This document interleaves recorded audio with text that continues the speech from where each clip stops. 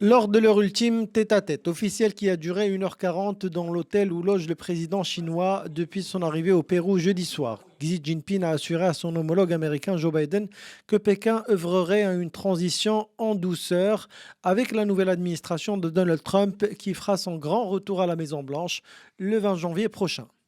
中方愿同美国政府继续保持对话。 La Chine est prête à travailler avec la nouvelle administration américaine pour maintenir la communication et élargir la coopération et gérer les différences.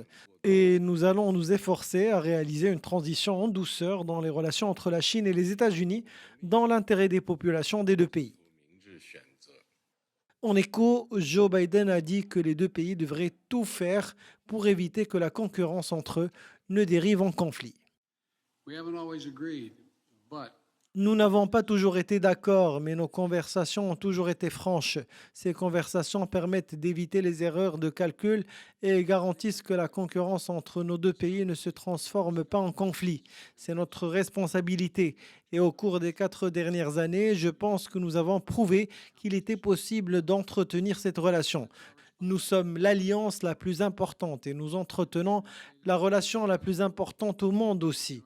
Et comment nous devons agir à l'avenir ensemble impactera forcément le monde dans lequel nous vivons. together it's going to impact the rest of the world. Des déclarations qui respirent l'optimisme alors que Trump a promis une politique très agressive à l'encontre de Pékin, avec notamment l'instauration de droits de douane pouvant aller jusqu'à 60% pour les produits chinois. Mais face à ce protectionnisme américain, la Chine œuvre à multiplier les coopérations dans la région Asie-Pacifique. Les 21 pays de la région représentent à eux seuls 60% du PIB mondial.